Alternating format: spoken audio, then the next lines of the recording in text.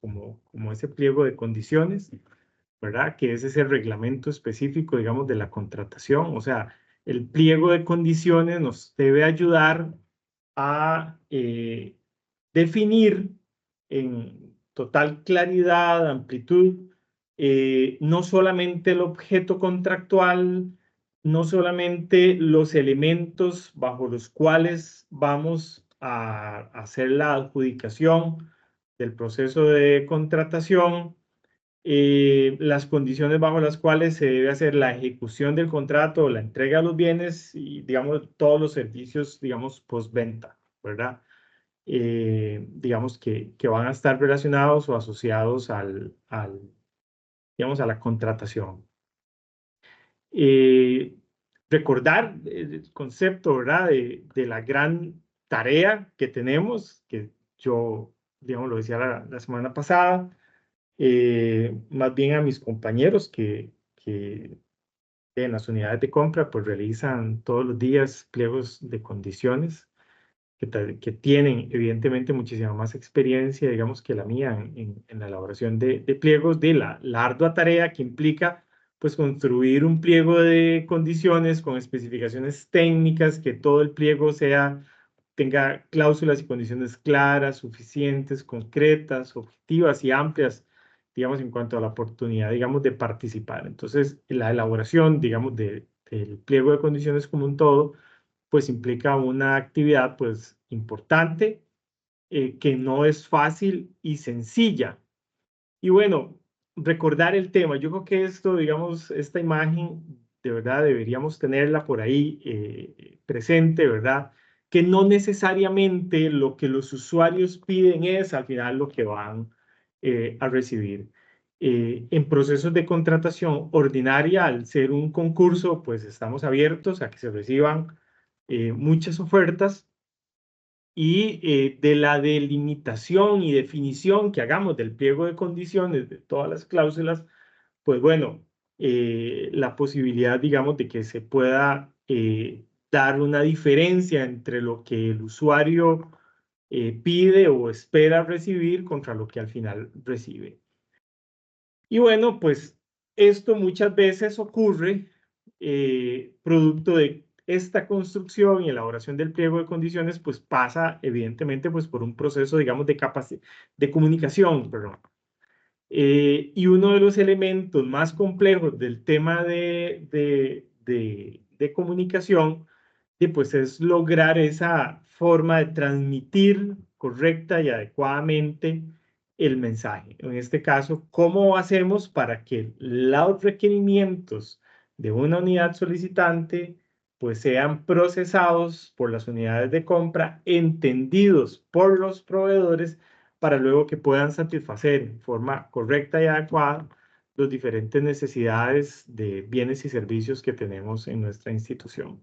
Y bueno, repasar ese pensamiento entre lo que pienso, lo que quiero decir, lo que creo decir, lo que digo, lo que quieres oír, lo que oyes, lo que crees entender, lo que entiendes. Existen 9 posibilidades de no entenderse. O sea, y esto, pues evidentemente, no voy a decir que en todos los pliegos de contrataciones, en todos los trámites que realizamos, pues esto ocurre, pero bueno, a lo largo del año, pues evidentemente vemos, digamos, este tipo de situaciones presentes en nuestros pliegos de condiciones. No necesariamente lo que el usuario quería dar a entender es lo que al final procesamos en un pliego de condiciones y que al final, digamos, el oferente o al final el contratista, digamos, entiende. Entonces, ahí, digamos, la importancia de retomar elementos, digamos, de cómo mejorar esa comunicación. Y bueno, ya ahora sí, retomando temas que están normados, definidos en el marco legal, tenemos el tema, digamos, de muestras, ¿verdad? El marco legal define o habilita la posibilidad que tienen las instituciones de hacer la solicitud a los proveedores que estén interesados en participar en una contratación, digamos, de que presenten muestras. Pero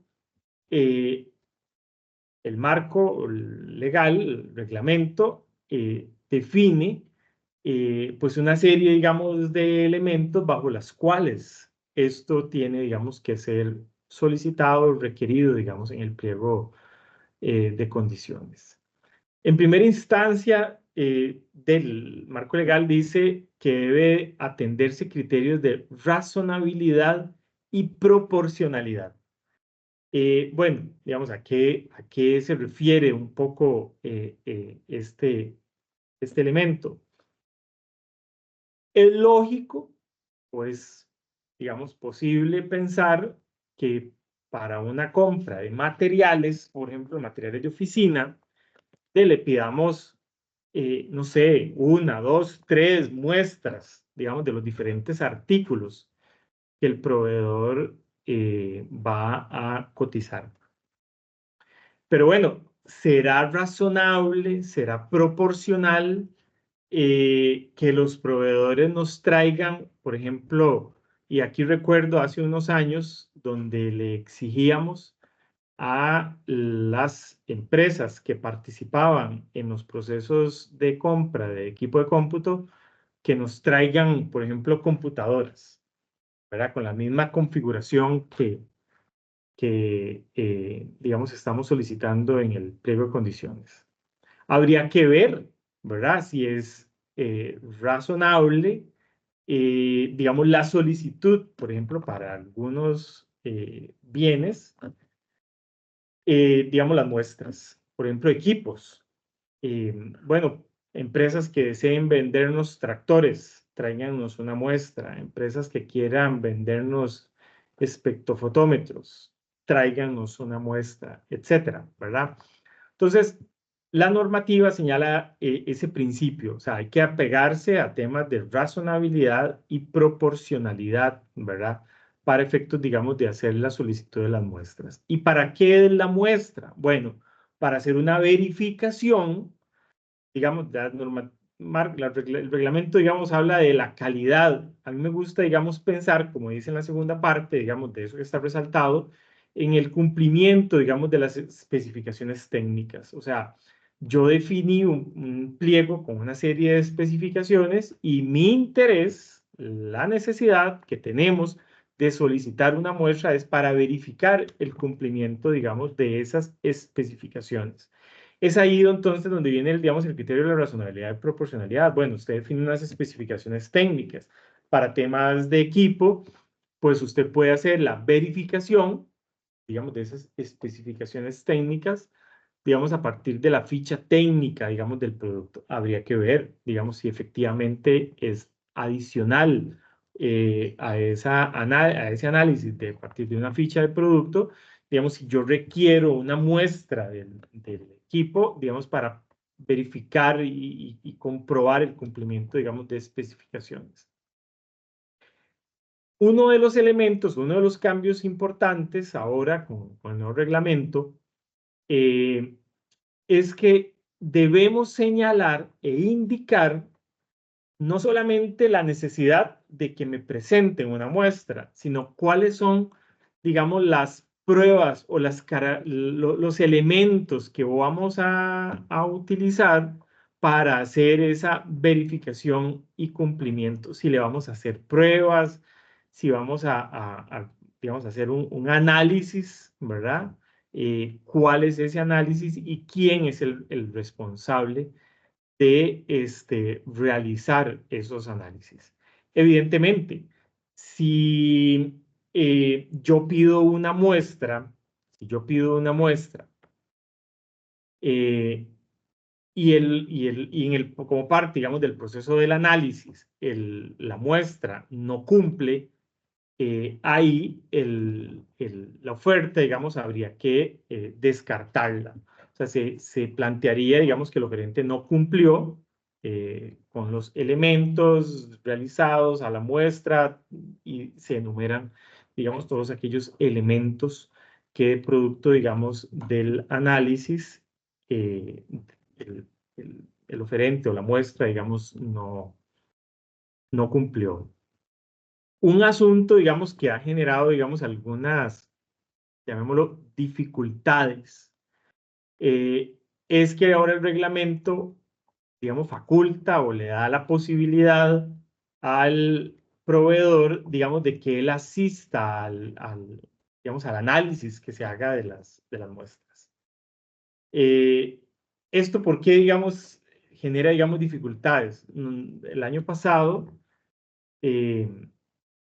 tramitamos la muestra para la compra de unos productos en el almacén y el producto, las muestras se enviaron a un laboratorio nuestro aquí en la universidad para que se le hicieran los análisis.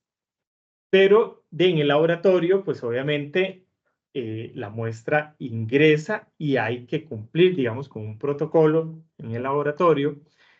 Y bueno, hay un orden, o sea, no es que porque llega la muestra del análisis de la licitación tal, el laboratorio va a dejar de hacer lo que está haciendo y va a inmediatamente hacer el análisis.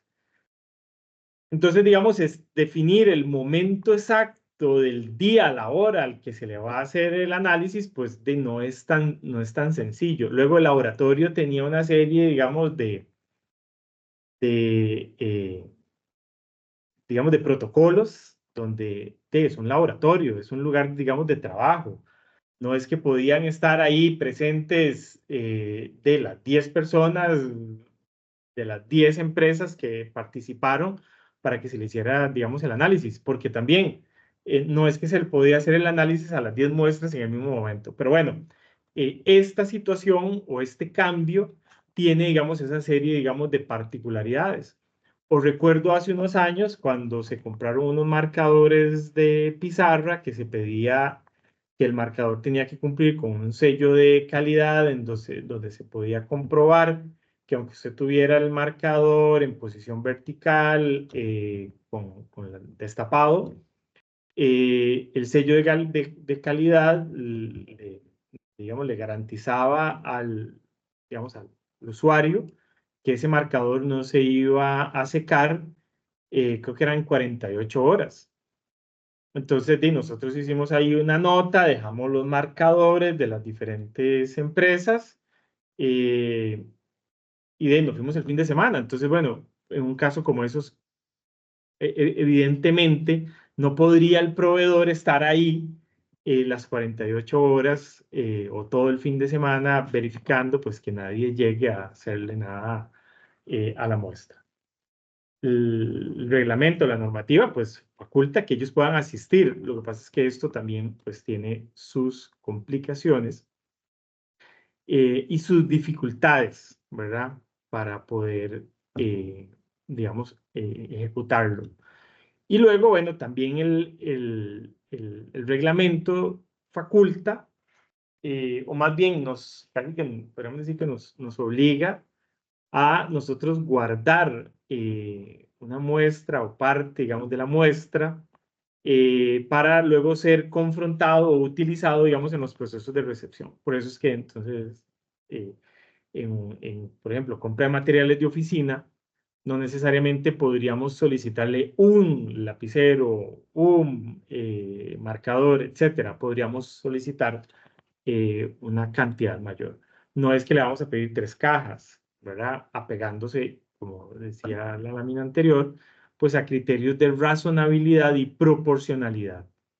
Por ejemplo, en temas de uniformes, si yo necesito una muestra del uniforme para verificar las medidas, hacer una revisión, digamos, de la confección, pero adicionalmente ocupo el uniforme, la prenda, para cortarla, porque vamos a mandar, digamos, a análisis de laboratorios una tela. Entonces, ahí más bien no es que no es que debamos solicitar 2 muestras de la prenda. Podríamos solicitar una muestra de la prenda, del uniforme, que vamos a evaluar, y se puede solicitar pues una muestra de la tela. Y ahí podemos definir las proporciones, ¿verdad? De medio metro, de 1 metro, etc. Yo recuerdo hace unos años, en el INAH para una compra de manteles y no recuerdo, digamos, que otros implementos. El proveedor se le solicitaron una serie de muestras a la empresa, en el pliego de condiciones. Y literal, una empresa llevó una muestra y una muestra en miniatura. Entonces decía, bueno, es que no recuerdo ahorita el nombre, digamos, del artículo, pero es lo que se pone, digamos, alrededor, digamos, de la mesa, como para que no se vea la parte, digamos, de abajo, creo que es como faldón que se llama. Y entonces la empresa hizo una muestra, pero es una muestra en miniatura. Entonces, el núcleo, el ente técnico responsable de realizar el análisis de la muestra, pues indicó que para los efectos de lo que se quiere, digamos, comprobar con la muestra, esa muestra en miniatura, digamos, no le podía, digamos, no le permitía, digamos, hacer el análisis y la valoración. Entonces, la empresa tuvo que solicitar, perdón, se le solicitó a la empresa que presentara una muestra, pues, con las dimensiones tal y como venía definidos en el pliego de condiciones. Entonces, bueno, esos son parte, digamos, de los elementos que se nos pueden dar o presentar en este tema, digamos, de muestras. Este es un ejemplo de una cláusula, es de una cláusula nuestra de aquí de la universidad para compra de papel para los equipos de impresión que que utiliza el CIEDIN. Entonces, como viene ahí, se señala, digamos, cuáles son, digamos, el análisis que se le va a utilizar, digamos, a las diferentes muestras, pues para que los proveedores sepan, digamos, qué es el análisis que vamos a realizar con las muestras que ellos presentan. Uno de los elementos, digamos, importantes, hablábamos también la sesión anterior, que podríamos decir que uno de los elementos que conforman el pliego de condiciones, uno de ellos es el sistema de evaluación de ofertas. Y es que este sistema de evaluación de ofertas no es otra cosa más que la forma bajo la cual la administración va a determinar quién es el adjudicatario. Y entonces, como vamos a ver, existe una serie, digamos, de elementos que hay que valorar, analizar y considerar al momento de diseñar los sistemas de evaluación. Y yo creo, digamos, que este tal vez es uno de los elementos donde a veces más dificultades tenemos en ese proceso, digamos, de comunicación, donde ocupamos extraer conocimiento, ideas o deseos de parte, digamos, de las unidades solicitantes, y a partir del uso de la técnica de contratación pública, nosotros, como unidades de compra, tenemos que tratar de conformar y estructurar estos sistemas de evaluación de ofertas, que tienen, digamos, particularidades. El sistema de evaluación puede ser, digamos, directo, donde la utilización de los factores que están señalados en el sistema, pues por sí solos, digamos, van definiendo o definen cuál es el adjudicatario. Pero puede ser que también este sistema de evaluación o algunos de sus factores podamos combinarlos con cláusulas de admisibilidad. Por ejemplo, definimos una condición invariable o un requisito de admisibilidad que, digamos, es la experiencia.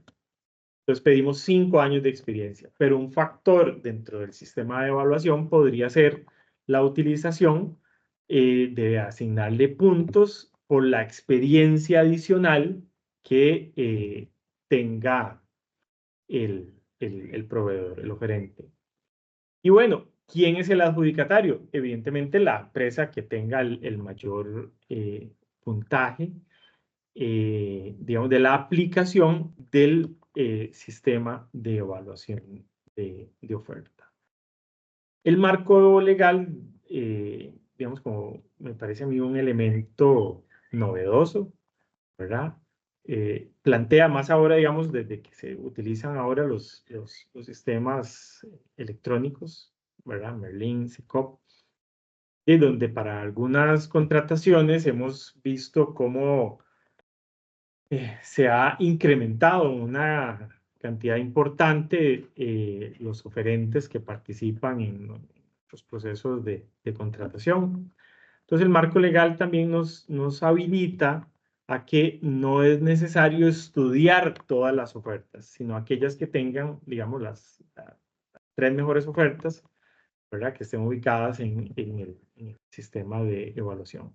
Que para algunos elementos, y bueno, eso lo vamos a conversar en el siguiente curso de análisis de ofertas, que bueno, eso podría implicar también de que tengamos que al final terminar estudiando todas las ofertas, porque la que está en los primeros 3 lugares de la línea número 1 están ubicados en el sexto, séptimo y octavo en la línea 2, y que entonces, pues, por lo tanto, también es necesario hacer un análisis y revisión de la oferta, de todas las ofertas que se presenten, pero bueno, es una posibilidad, digamos, novedosa que tiene este, el marco legal.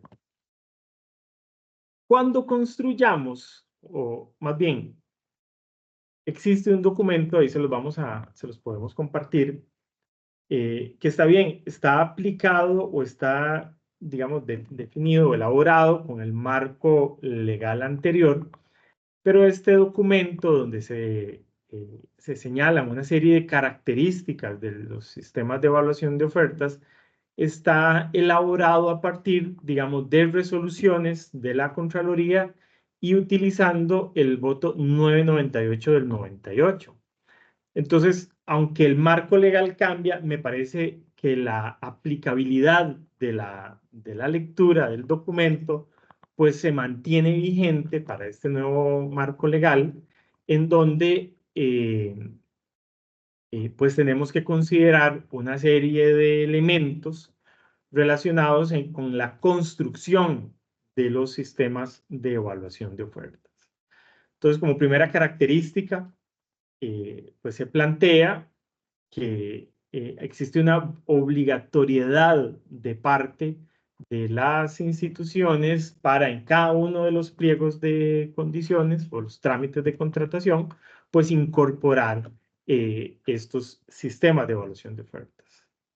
Uno de los elementos importantes, ¿verdad?, que tenemos que considerar cuando construyamos los sistemas de evaluación de ofertas es la objetividad, ¿verdad?, que ese va asociado a uno, digamos, de los principios, digamos, que veíamos la semana anterior, donde hay que tratar de que ese sistema o ese factor que vamos a evaluar sea 100% objetivo. ¿Por qué? Por cuanto este factor, o digamos, los factores, el sistema como tal, pues es el que va a definir y a darle a la institución cuáles son, digamos, los o la empresa que va a resultar, digamos, adjudicada.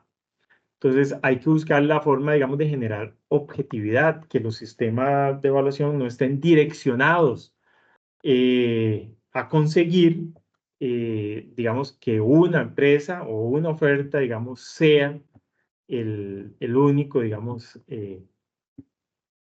adjudicado, digamos, en una contratación. ¿Cómo es que digamos, se haría esto? Bueno, definiendo dentro del sistema factores que sabemos que solamente, digamos, una empresa está en capacidad de poder obtener, digamos, todos los puntos. También, y esto, digamos, es reiterativo de parte de la Contraloría General de la República, cuando se presentan objeciones al pliego de condiciones. Y es que en esta tercera característica se habla, digamos, de la discrecionalidad que tiene la administración. O sea, nadie nos puede venir a imponer cuál es la mejor forma que tendríamos para hacer la evaluación de las ofertas, por cuanto de nosotros somos los que conocemos como El oficio institución mejor 517, el yo lo tengo. objeto contractual hemos definido una serie de características y condiciones, digamos, como requisitos de admisibilidad, que luego vamos también a elaborar pues el sistema y tenemos esa discreción. Ahí el único elemento, cuando, digamos, se plantean recursos de objeción al pliego, la Contraloría, pues, de lo que solicita es que exista una motivación y un razonamiento del por qué es que cuando se objeta, sobre todo un factor en específico, o la forma de evaluar un factor, de cuál es el criterio, la justificación, pues, que tiene la institución para poder incorporar ese elemento dentro del sistema. Pero bueno, tenemos la discrecionalidad de poder definir y incorporar los factores y elementos que consideremos, digamos, convenientes para obtener así de la aplicación la mejor oferta para, digamos, abastecer o satisfacer las necesidades. Los factores que incorporemos, tenemos discrecionalidad para incorporar factores, pero también muchas resoluciones de la Contraloría, pues se plantea que esos factores tienen que ser trascendentes, ¿verdad? Entonces, no es incorporar factores por incorporarlos, porque dentro de la objetividad que tenemos que tener, esos factores también nosotros tenemos que justificar que son útiles o que nos van a ayudar a escoger la mejor oferta, digamos, de todas las que podamos recibir. Y como se señala por ahí, esos factores también, o no asignarle puntos, digamos, a aspectos repetitivos o similares. Entonces, hay que buscar, digamos, ese equilibrio, digamos, dentro de la construcción de ese pliego. Uno de los elementos, digamos, que también uno observa mucho en resoluciones de la Contraloría es el tema, digamos, de la proporcionalidad. Y cuando hablemos aquí de la proporcionalidad, eh, está también, digamos, relacionado con el mito, digamos, de que el precio debe ser el único factor o que las instituciones públicas compran solamente a 100% precio. Yo siempre he dicho, bueno, que eso es una total mentira, ¿verdad? Eso no es cierto. Pero bueno, de la revisión que hice de pliegos de condiciones de varias instituciones, pues uno se encuentra de que sí, ese es el factor más utilizado por parte, digamos, de las instituciones. Y ojo, con esto también no quiero decir que eso sea malo, porque yo en muchas ocasiones he dicho que si tengo una muy buena especificación técnica donde yo logro definir correcta y adecuadamente el objeto que necesito contratar, tengo buenos requisitos de admisibilidad que me garantizan que las empresas que van a participar tienen un perfil, digamos, adecuado para efectos de la ejecución de un contrato, pues ahí esos dos elementos le dan a la institución esos filtros, digamos, que le permiten a uno, digamos, garantizarse que las empresas que vamos a evaluar pues son empresas, digamos, que nos pueden garantizar una muy buena ejecución, digamos, de los bienes o los servicios. Entonces, en esos casos, con una buena especificación, buenos requisitos de admisibilidad, pues más bien lo correcto podría ser evaluar 100% precio. Y sobre todo, digamos, en algunas contrataciones que incluso hasta por su cuantía o uno sabe, digamos, que la competencia va a ser muy fuerte, pues ahí es una buena decisión evaluar 100% precio. Por ejemplo, los servicios de limpieza.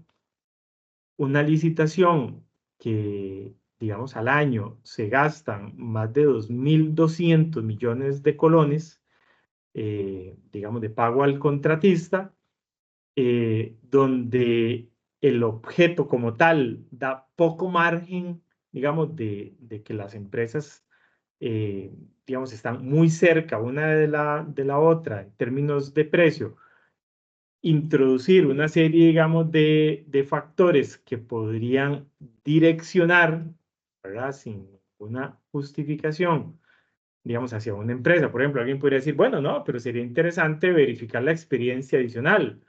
Bueno, por la cantidad de trabajadores y el tipo de experiencia que se pide, que lo hablábamos la sesión anterior, dar puntos adicionales, por ejemplo, a la experiencia adicional, que ya de por sí sabemos que son pocas las licitaciones, digamos, que se pueden, o los contratos que se pueden encontrar en el país para, digamos, características como las que solicitamos nosotros, entonces, obviamente le estaríamos asignando puntos a tal vez casi que una o dos empresas. Entonces, es ahí donde también es importante, digamos, valorar ese tipo de cosas. Y volviendo, perdón, al tema de la proporcionalidad, a veces no deja de ser subjetivo, digamos, estos elementos de aplicación de definición del sistema de evaluación. ¿Por qué al precio le damos un 40% y distribuimos el 60% en tres factores diferentes? ¿O por qué a la garantía adicional le damos un 20, un 30%, digamos, como parte, digamos, de la construcción del sistema? O sea, no hay una regla, no hay una regla. La única regla, digamos, que existe, digamos, en temas de la construcción del sistema, es que el precio tiene que ser el factor preponderante. Luego, ¿cómo asignamos nosotros el peso de los factores dentro del total del sistema? Pues no hay una regla. Lo que se plantea es que tiene que ser proporcional. Y bueno, pues apegándose un poco, digamos, al tema de la objetividad, ¿verdad? Que podamos tener. Y en el tema, digamos, de la proporcionalidad, sobre todo cuando utilizamos sistemas de evaluación por bandas. Ahora vamos a ver ahí un ejemplo. O sea, ¿cómo hacemos esa distribución para que sea proporcional y equitativo, digamos, la asignación de puntos de un determinado factor? Y bueno, eh, el sistema como tal tiene que ser aplicable, o sea, debe existir una metodología donde todos los participantes del proceso tengan total claridad de cómo es que va a hacerse la aplicación o la asignación de puntos. No es que cada uno de los proveedores interpreta una forma en la cual ese factor va a ser utilizado dentro del pliego de condiciones. Y obviamente esa aplicabilidad tiene que ser, solo puede haber una única forma de aplicar la fórmula. Y el ejemplo, digamos, más particular que tengo, y siempre digo que voy a ir al archivo a buscar el pliego de condiciones para fotocopiar y poner, digamos, la imagen del sistema, y siempre se me olvida. Hace un montón de años, tal vez hace unos 15 años, tal vez un poquito más, por ahí alrededor de los 15 años, OEPI cuando utilizaba en la fórmula, digamos, de los sistemas de evaluación, ellos definían que la forma de asignar puntos al precio, ellos decían que si eran más de tantas ofertas, se asignaba o se generaba un promedio. Y entonces la forma de asignar puntos variaba. Si el precio de la oferta, se definía un promedio, entonces se definía que la forma de asignar puntos era diferente si el precio de la oferta estaba por encima del promedio que se había definido, y había una forma diferente para asignar puntos al precio si el precio de la oferta venía por debajo del promedio. Y esa fórmula se utilizó durante muchísimos años, incluso muchas instituciones. Yo recuerdo a Manuel Álvarez que él contaba que venían de otras instituciones digamos, a que les explicaran la forma, digamos, de aplicar. Voy a ver, ese era solo uno de los factores, ahí utilizaban otros elementos. Y durante muchísimos años la fórmula funcionó hasta que en una oportunidad resulta que a la hora de aplicar el promedio, había una oferta que daba el promedio. O sea, el precio de la oferta no estaba por encima del promedio, ni estaba por debajo del promedio, sino que daba el promedio. Y de ahí el sistema no definía qué ocurría para asignar puntos cuando una de las ofertas era el promedio. Entonces, a eso es a lo que se refiere, digamos, esta característica. O sea, tiene que considerar todas las opciones y posibilidades, ¿verdad? Y tiene que ser aplicable, evidentemente, a todas las empresas que participan en el concurso.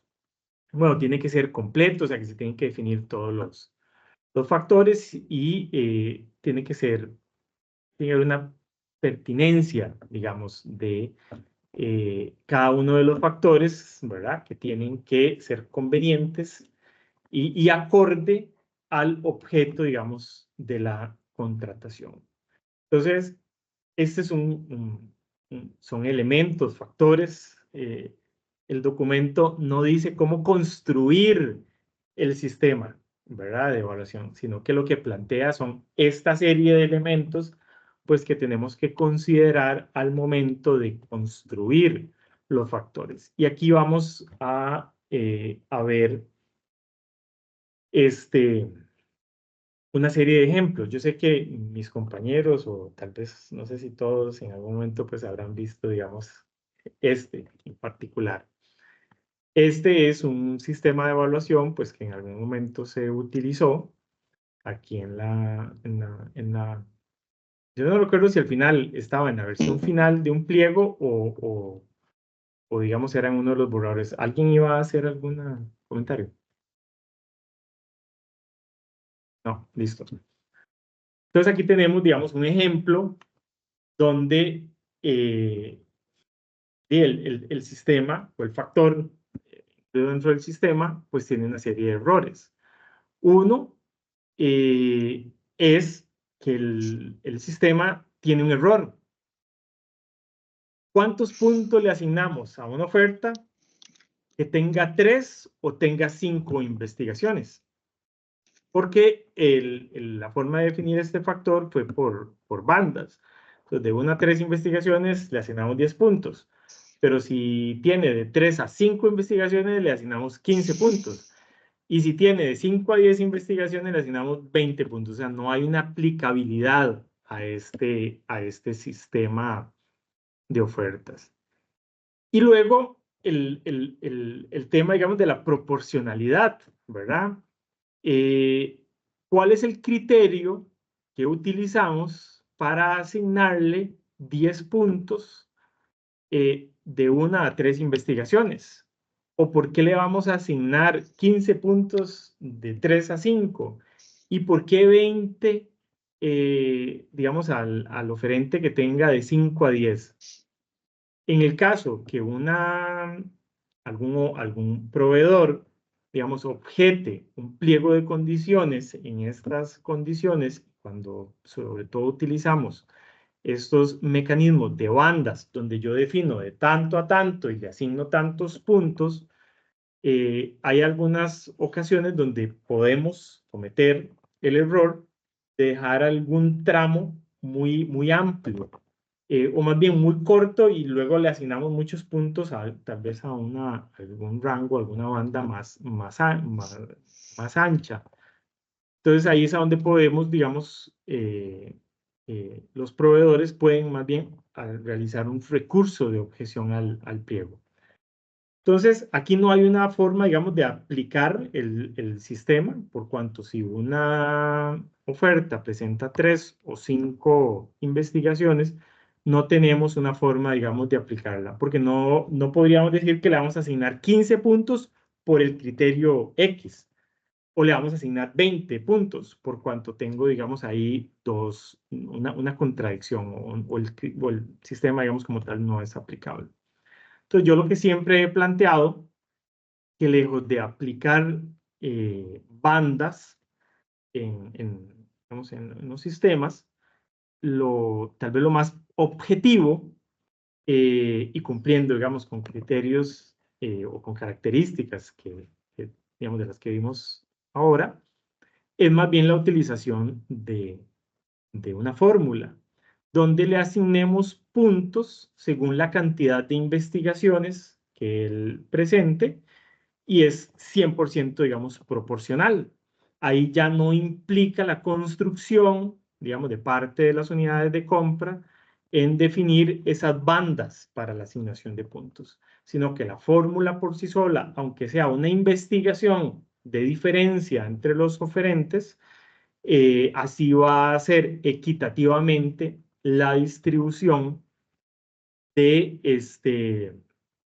los puntos de las ofertas que presentaron. Que presentaron.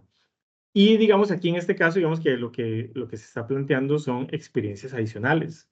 Entonces, un elemento también que es importante considerar es que no podemos asignar puntos sobre la experiencia mínima que se solicite en el pliego. Si el pliego solicita 3 investigaciones como requisito de admisibilidad y vamos a evaluar la experiencia adicional, los puntos digamos, por la aplicación de este criterio, este factor, es a partir de la 4ª investigación que aporte el proveedor en su oferta. Entonces, a los requisitos de admisibilidad no se les aplica o no se les asigna puntos.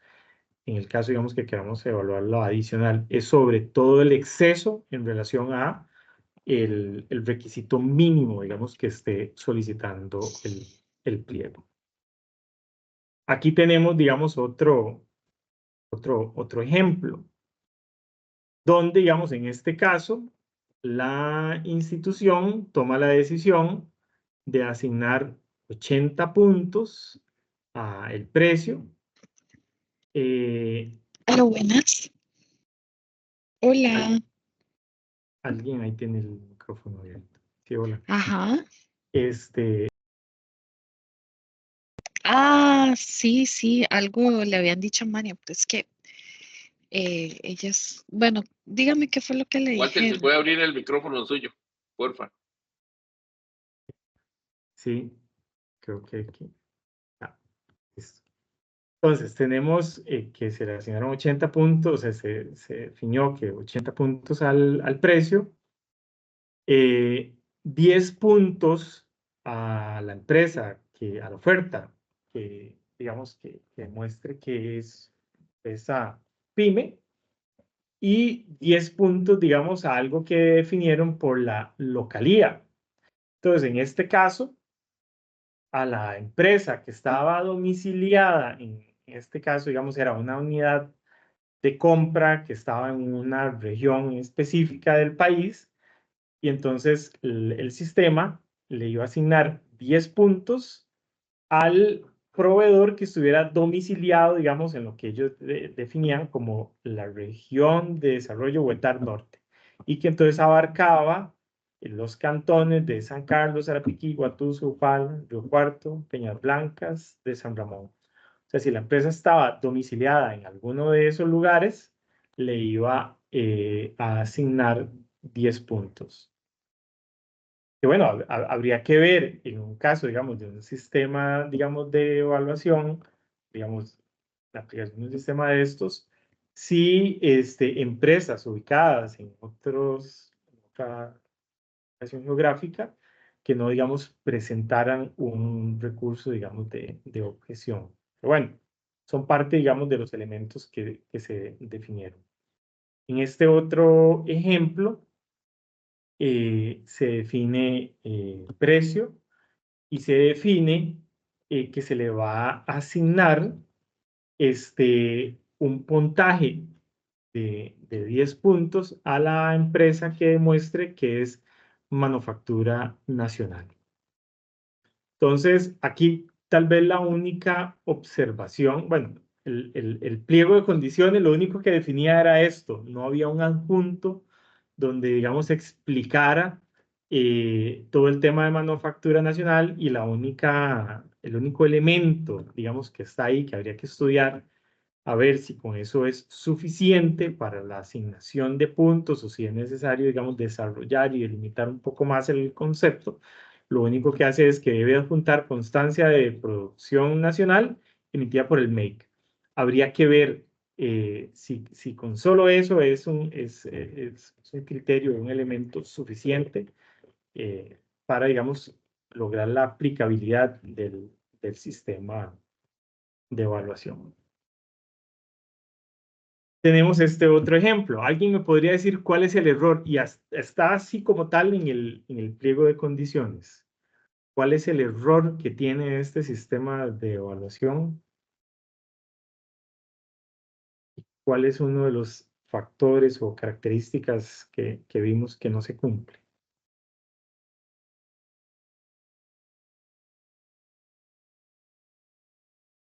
Dar un minuto. A ver, ¿qué le encuentran?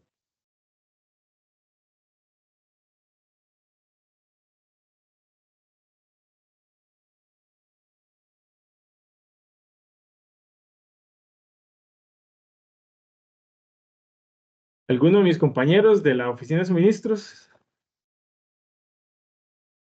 ¿Qué error le ven a ese sistema de evaluación?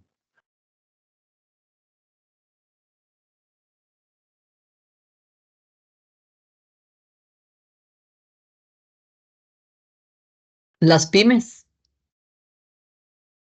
Ajá, ¿por qué? porque La fórmula. las pymes, bueno, viene a ser un factor de desempate y no se está evaluando, no es un factor de evaluación. Ujú. Sí, o por lo menos, sí. Digamos, la referencia que hace al pymes está asociada a la cláusula de desempate. Y no indica, digamos, para otorgar puntos, cuál es la forma, digamos, bajo los cuales, digamos, se le van a otorgar. Entonces, ahí uno podría pensar tal vez o que hay un error en el pliego, o no es completo por cuanto no señala la forma. O existe esa ambigüedad, bueno, si es PYME, lo uso como criterio de desempate o como asignación de puntos. Entonces, son, digamos, errores que perfectamente podrían generar, pues, que tenga que declararse desierto una contratación. Y en ¿qué podríamos señalar y decir de este? Perdón, Mario Chacón creo que estaba levantando. Berry, ahí si usted me Don ayuda. Walter. Sí, hola. Sí, saludos, don Walter, y a todos Hola, los hola. compañeros y compañeras. Es que me Placer. pareció que la fórmula también tenía un errorcillo porque no tenía los paréntesis. Ese precio ofertado por .9, Ujú, ¿verdad? Bueno, por 90, no hay ningún problema. sí, Pero dividido entre el precio de la oferta. Creo que hay un problemilla ahí de paréntesis porque no daría un monto a claro. considerar.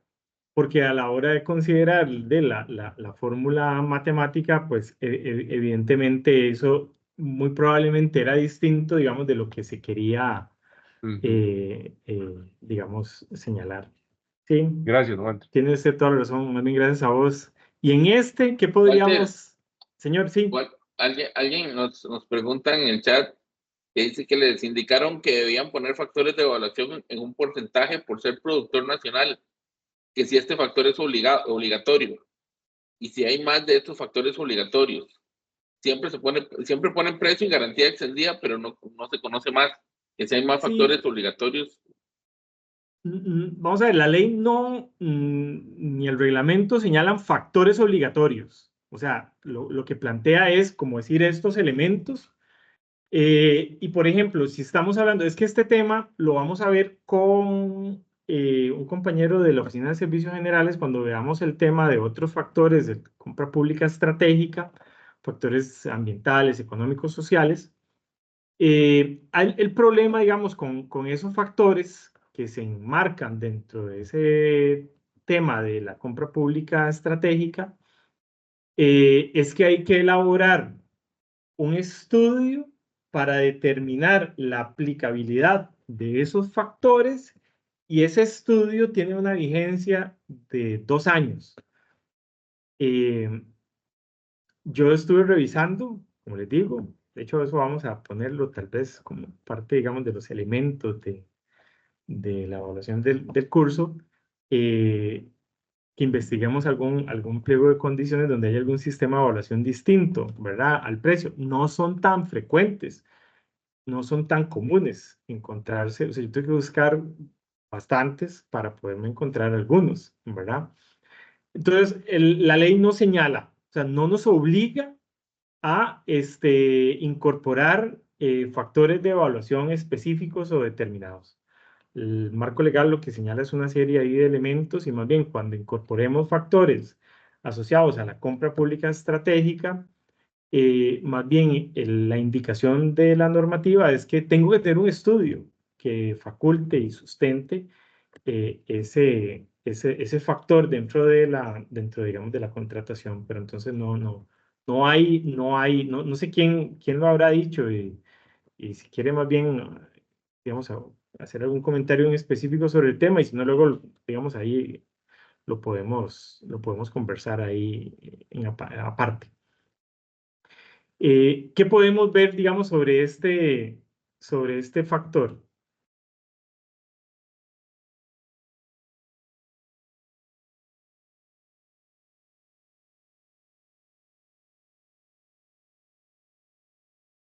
¿Qué les llama la atención?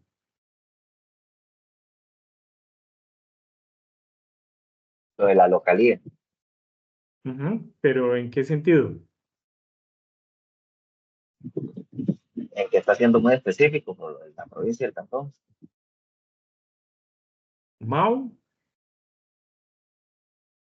Ahí, digamos, lo que me llama la atención es cuando dice pyme también, que, vamos a ver, cualquiera puede ser pyme, Ujú, pero tiene que estar relacionado con el objeto contractual, ujú, ¿verdad? Entonces, yo puedo pedir una certificación pyme, pero tiene que estar relacionado. No puede ser que estoy comprando materiales de aseo y la pyme está certificada en el giro comercial de textiles, ujú, que eso claro, nos ha pasado mucho, ¿verdad? sí, sí, tiene que estar relacionado. Por eso no es solamente la presentación. Por eso es que hay que delimitar y definir muy bien, digamos, esos factores dentro del sistema, no solo enumerarlos,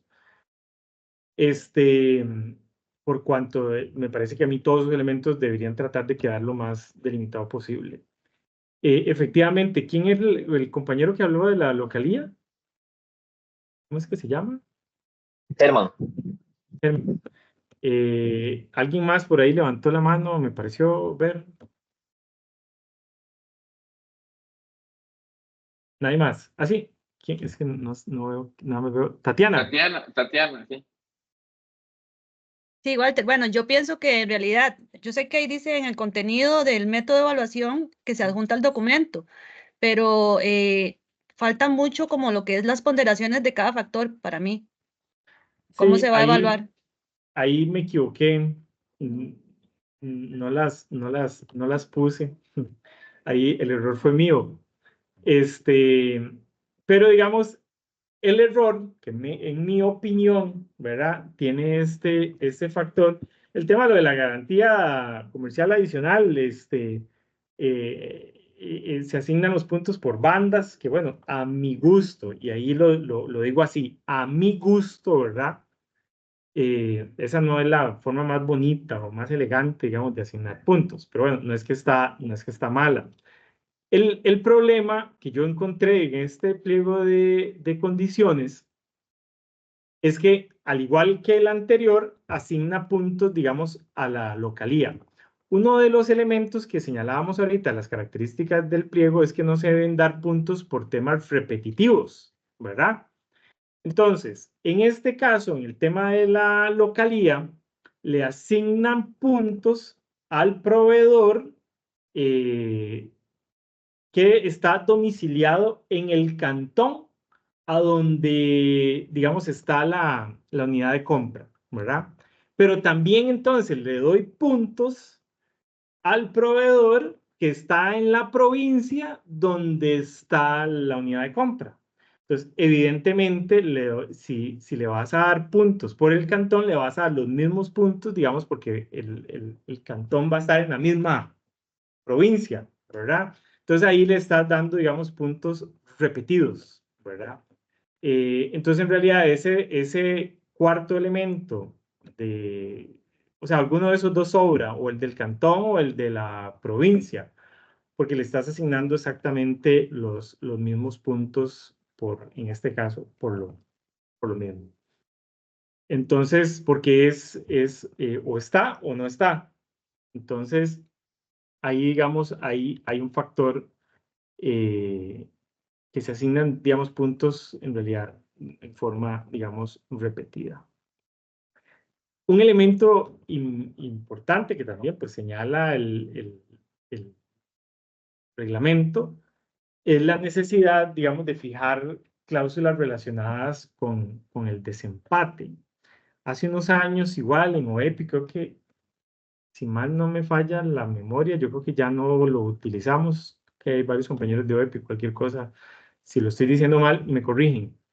Hace unos años, en algunos pliegos de condiciones, se definía, creo que era para estos pliegos donde se definía el promedio y demás, adicionalmente se definía que las empresas estaban empatadas cuando la diferencia entre el primer lugar y las siguientes ofertas era menos de un 2%.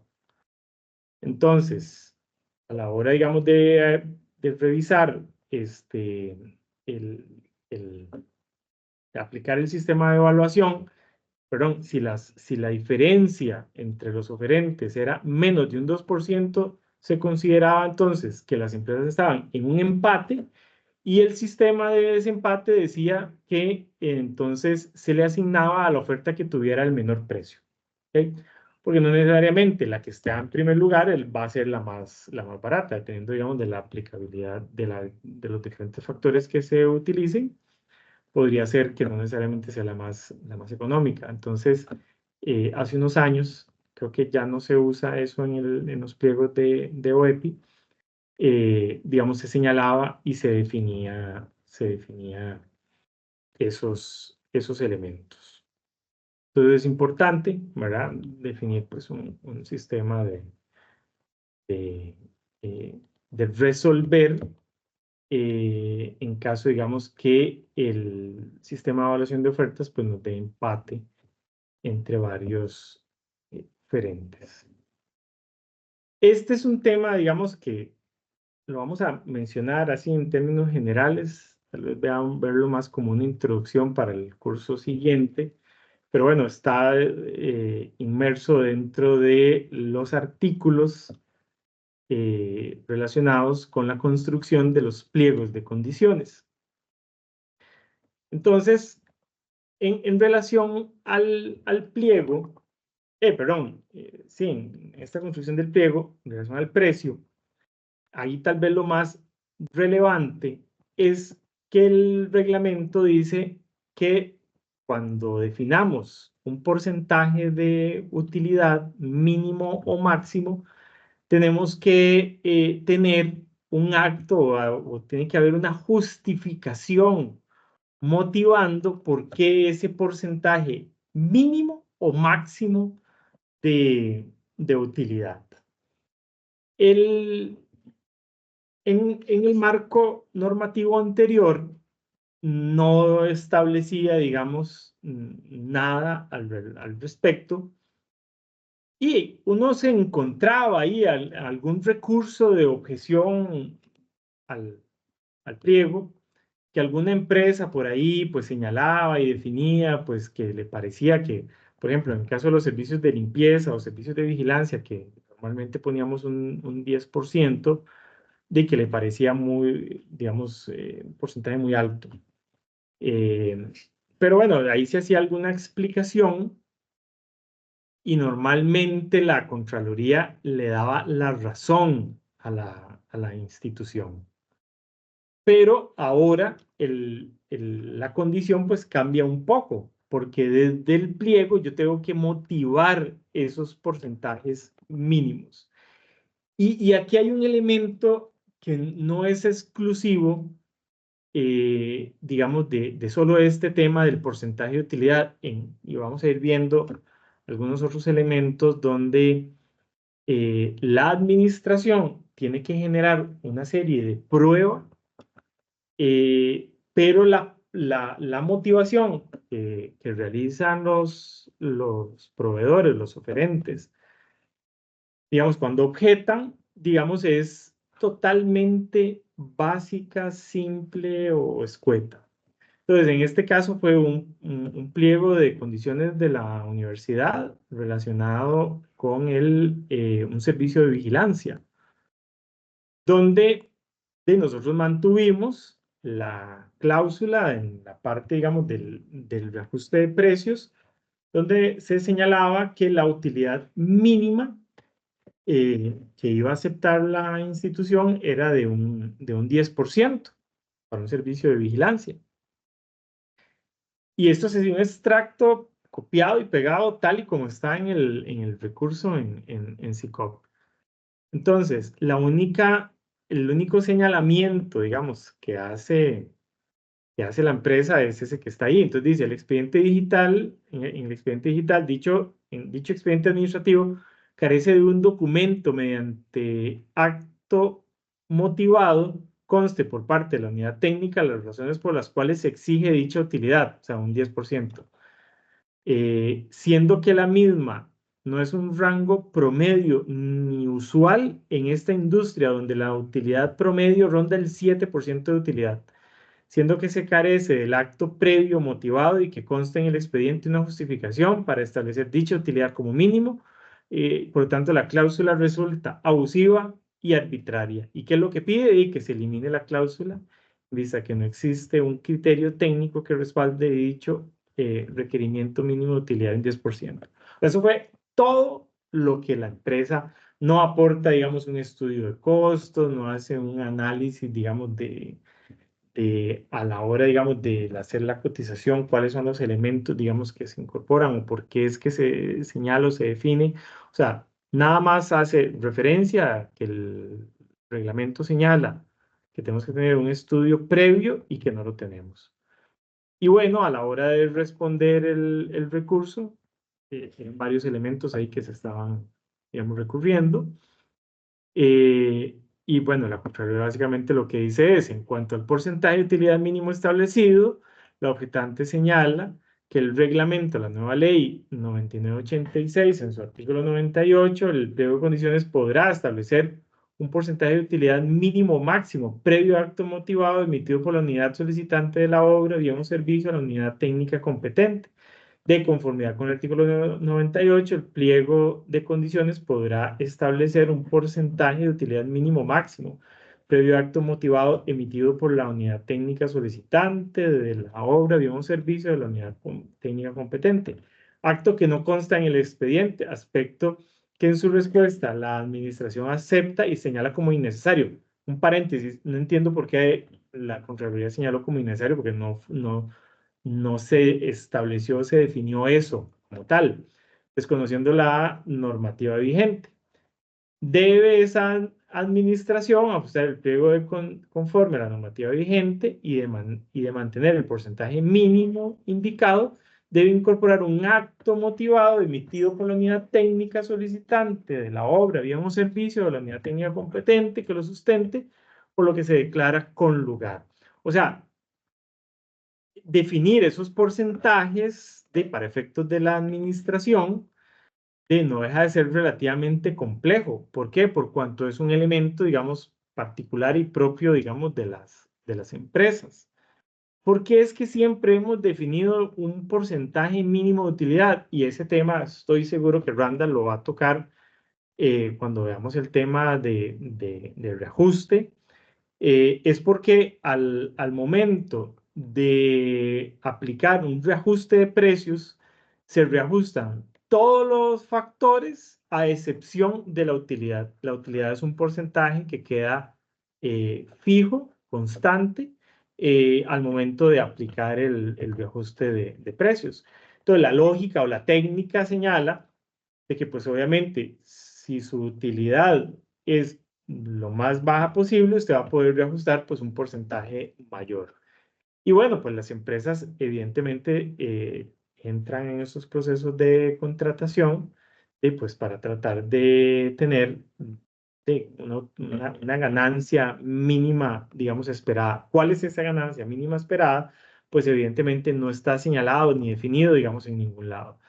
Y también se ha utilizado mucho, digamos, el concepto de ese 10%, dado que cuando se declara una contratación irregular, el reglamento lo que señala es que si la utilidad no fue declarada, pues se le considera un 10% de utilidad. Yo no puedo decir que ese es el elemento único bajo el cual, pues, históricamente usted revisa muchos pliegos de condiciones y pues se utiliza o se usa ese porcentaje mínimo. Pero bueno, ahora hay que tener un acto totalmente motivado donde se exprese cómo es que la institución concluye que es el porcentaje mínimo, digamos, que debamos utilizar. Caso contrario, no podemos señalar entonces un porcentaje mínimo, digamos, en las ofertas. Y esto, digamos, lo uso, digamos, como introducción a tal vez uno de los elementos o tal vez una de las peores equivocaciones que tiene, el marco legal. Vamos a brincarnos esto un momentito. En y ahorita donde lo vemos, relacionado, digamos, con el desglose. El marco legal señala que las empresas están obligadas a darme un desglose de su precio. El desglose del precio, pues es uno de los factores importantes, pues uno de los elementos indispensables que tenemos que utilizar cuando aplicamos el sistema de ajuste de precios. Entonces, el tener ese desglose de par en la oferta resulta, digamos, indispensable, importante. Entonces, la empresa pues tiene que plantearnos, digamos, este desglose. Ya cuando tengamos todo el reglamento de reajuste de precios, pues ahí sí, como dice el artículo, las empresas pues van a poder incorporar dentro de su oferta cuáles son los índices de precios asociados a costos directos o indirectos, digamos, de su estructura o su desglose, digamos, de precio. Pero, ¿qué es un desglose del precio? Es básicamente esto. Entonces, donde yo defino que el precio es igual a del monto que yo defino, qué porcentaje o monto es mano de obra, los insumos, el gasto administrativo y la utilidad. Incluso para los diferentes trámites de compra que realicemos, esto hay que sensibilizarlo. Porque, por ejemplo, en una contratación de servicios como lo es el servicio de vigilancia, pues nosotros podemos decir y señalar en el pliego que la mano de obra está relacionada con el salario de los trabajadores, todas las cargas sociales definidas por el marco legal, y que adicionalmente, incluso en temas de mano de obra, dependiendo de cómo, digamos, el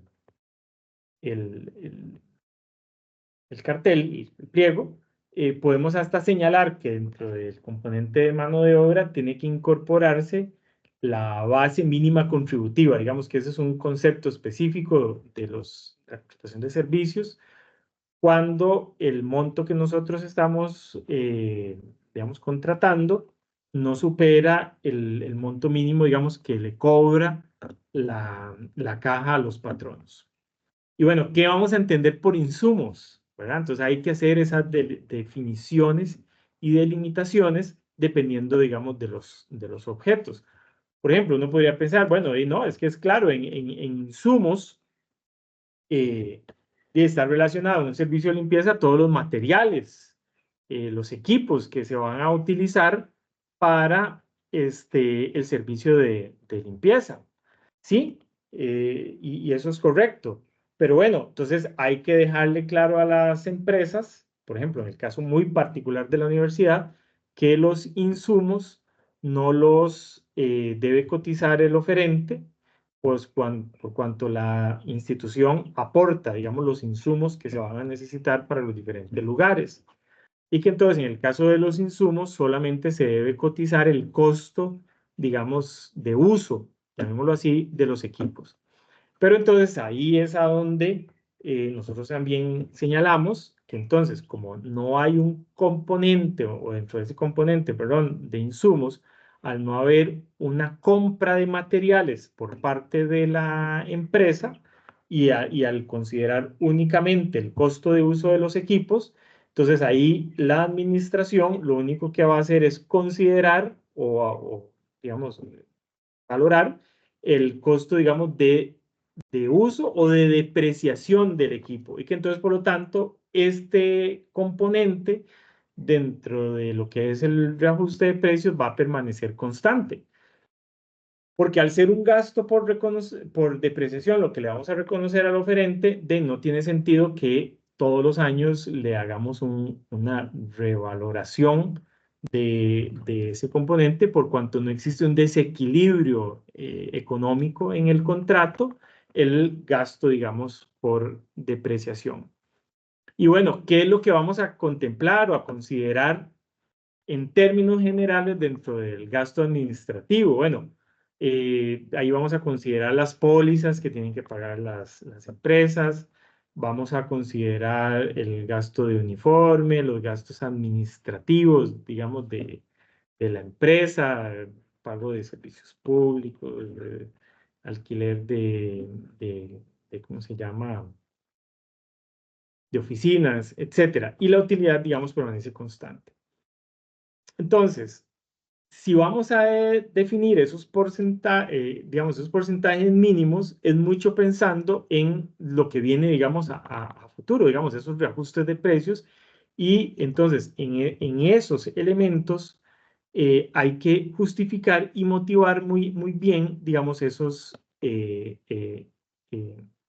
digamos, esos porcentajes. Yo recuerdo para la licitación de limpieza que una de las empresas objetó ante la Contraloría que nosotros señalábamos en la cláusula que el componente de insumos no se reajustaba. Bueno, sí, existe toda una justificación y ahora, digamos, esto hay que incorporarlo, entonces, esas justificaciones dentro del pliego.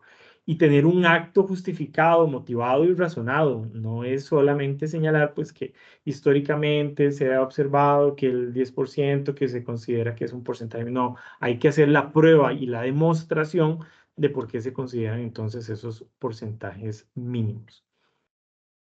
Y este desglose, pues hay que solicitarlo, hay que plantearlo, digamos, dentro de los pliegos de condiciones, sobre todo, digamos, donde se va a realizar un reajuste de precios. Y bueno, son aspectos y elementos que utilizamos también dentro de la razonabilidad del precio, que es un elemento que vamos a ver en la cláusula, en el curso siguiente.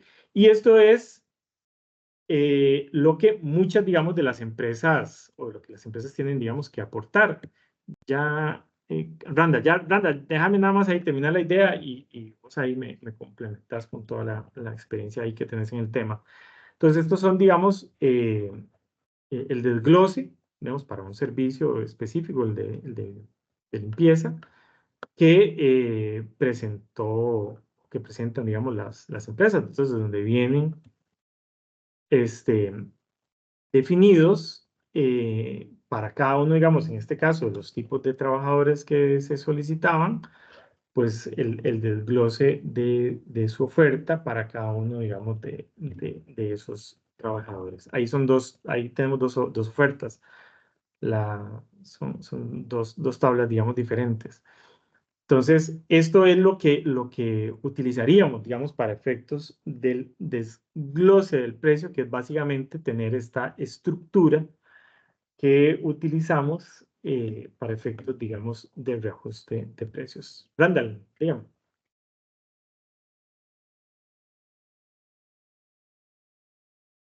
Sí, hola, buenos días a todos. Dos cositas nada más, Juan.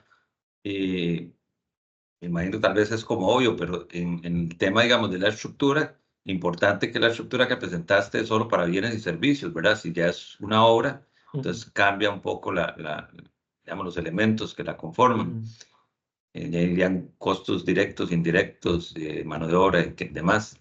Exacto. Y por otro lado, es como para aclarar que tal vez en la sesión anterior, que quedó el tema, que ahora vos lo decías, de si que dependiendo, digamos, del objeto, incorporar o no en el pliego de condiciones el tema, digamos, del reajuste de precios, cómo se reajustaría.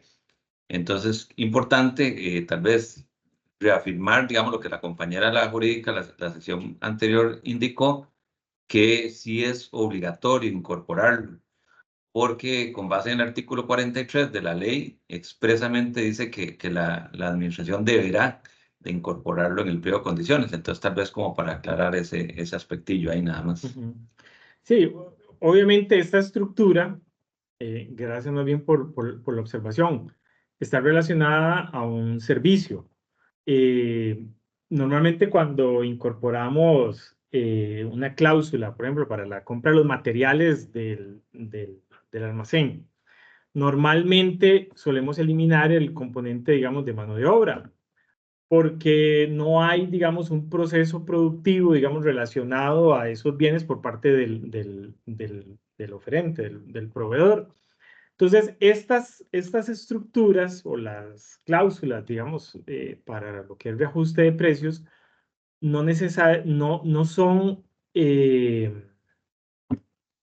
iguales para todos los casos. Hay que ir ajustándolas, hay que ir sensibilizando y hay que ir definiendo según las condiciones de cada una de las contrataciones.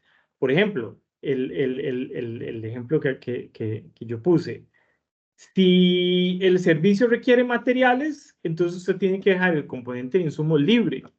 Pero si usted va a poner los materiales y lo único que va a hacer es un reconocimiento de uso de los equipos y entonces eso se traduce a un gasto por depreciación que usted le va a reconocer a la empresa, entonces todo eso tenemos que delimitarlo, señalarlo y explicarlo en el pliego de condiciones. Entonces, esto no está escrito en piedra, tiene, digamos, variables o variantes dependiendo, digamos, del objeto que vamos a contratar. Y aquí es a donde está, me parece, de las cosas más sin sentido que tiene nuestro marco legal. Estoy obligado a hacer una razonabilidad de precio, ¿verdad?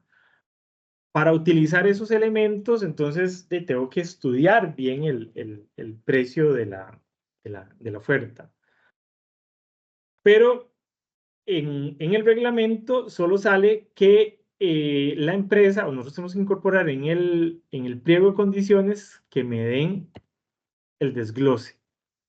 Porque el presupuesto detallado única y exclusivamente se lo puedo solicitar al adjudicatario. Vamos a ver, tal vez si me explico, no quiero tal vez detenerme mucho, porque eso lo vamos a ver con detalle en el próximo curso.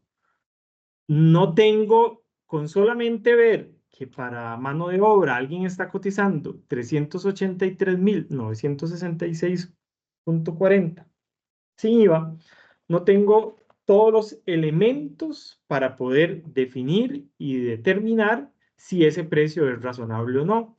Porque para lograr eso ocupo el presupuesto detallado, o sea, ocupo esa memoria de cálculo que utilizó la empresa para poder llegar al número, digamos, que está señalando en su oferta. El problema está en que, y yo todavía no he podido ver un caso con lo que voy a plantear. El reglamento dice que eso debe ser presentado únicamente por el adjudicatario. Nosotros hemos mantenido ahí la práctica de solicitarle al proveedor que en el pliego, digamos, que detalle todo, digamos, los costos, ¿verdad? Bajo el cual, digamos, llegó a los precios de su oferta. Pero yo solamente he visto un caso donde no se ha dado, pero la mayoría, digamos, de oferentes, de momento ellos lo han seguido, digamos, aportando en su oferta. Y eso, pues, evidentemente es un muy buen insumo para poder llegar a analizar, a estudiar, a verificar cuáles son, digamos, los elementos que él utilizó. Aquí voy a dejar, nada más para que lo vean aquí. Esto, digamos, es lo que normalmente las empresas aportan. Entonces, este es para el caso igual para la licitación de limpieza. Entonces, este es el archivo de cálculo que utilizó una de las empresas, pues, para llegar al número que planteó y señaló en su oferta. Entonces, aquí nosotros podemos verificar, bueno, cuál es el costo de salarios que está incorporando, cuáles son la cantidad de horas que está considerando, si está considerando horas extras o no, digamos, para los diferentes trabajadores. El cálculo, digamos, del tema, digamos, de los feriados, que por ley, que si los está incorporando o no. El tema, digamos, aquí específico, digamos, del Jardín Lancaster. ¿Cuáles son las cargas sociales, los porcentajes que está incluyendo, incorporando? Para el tema, digamos, de los insumos, para los gastos administrativos, qué es lo que está considerando y contemplando.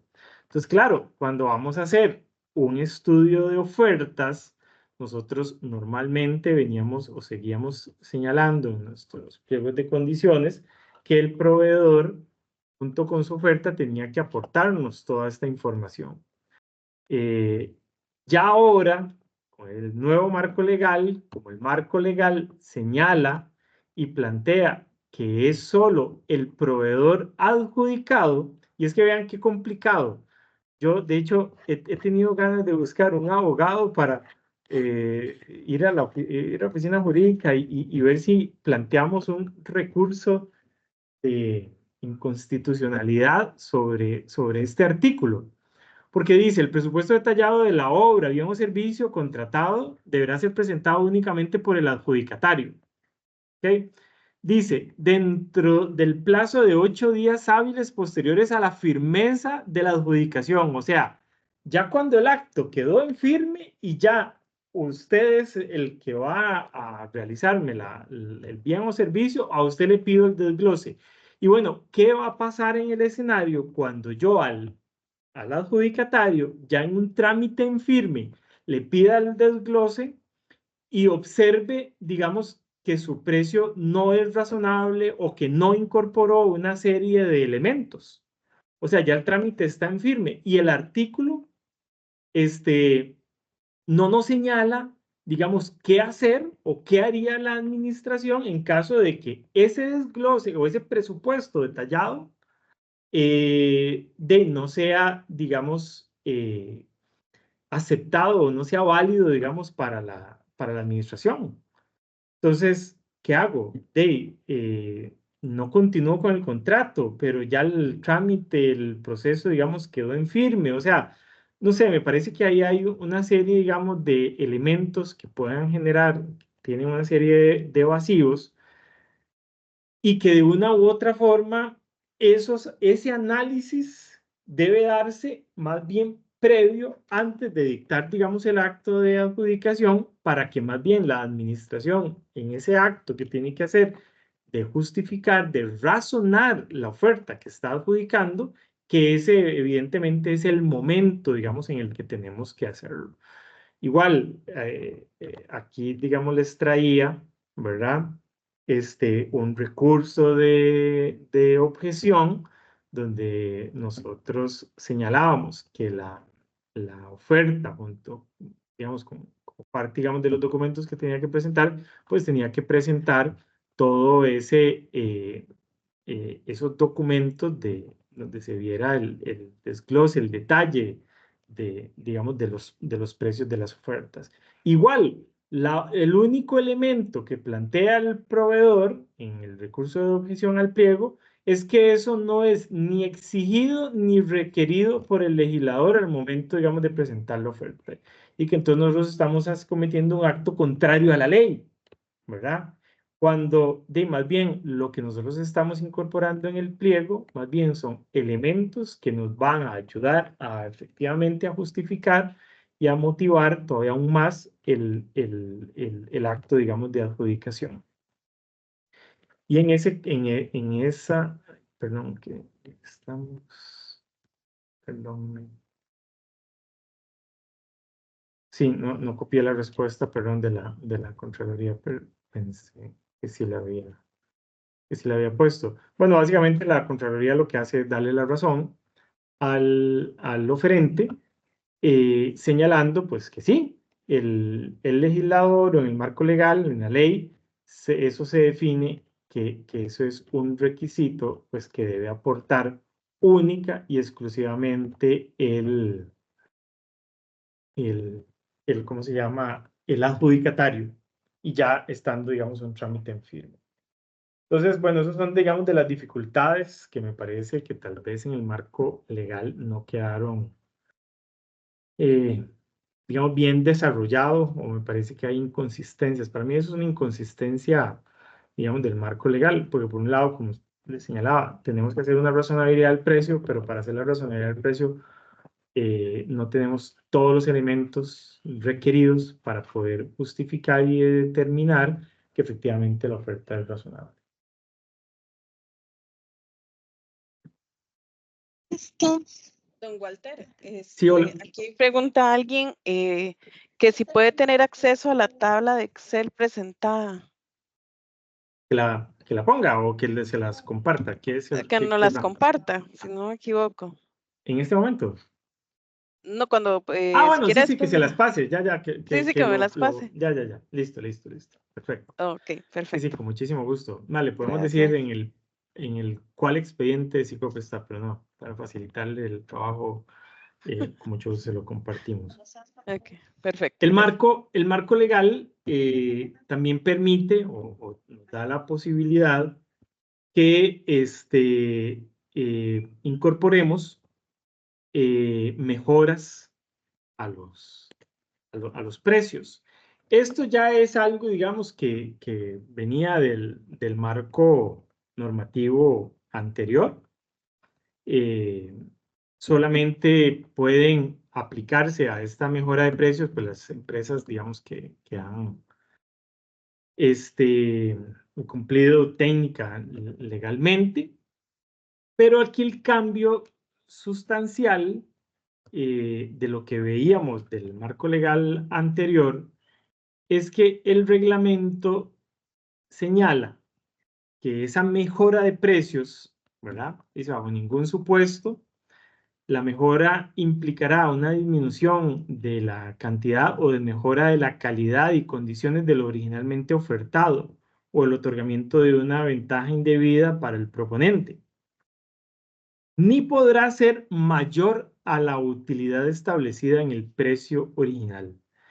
Yo recuerdo un caso de unos switch o un equipo de comunicación donde a la hora de aplicar la mejora de precios y yo no sé si alguno de mis compañeros se acordará, o sea, la mejora era como de un 70% en el precio, o sea, era un porcentaje altísimo, y bueno, ahí hubo la justificación y demás, pero bueno, ahora en el nuevo marco, en el reglamento, se pone un límite, digamos, digamos, ese porcentaje de mejora, que entonces no puede ser mayor a la utilidad, digamos, que señala el precio.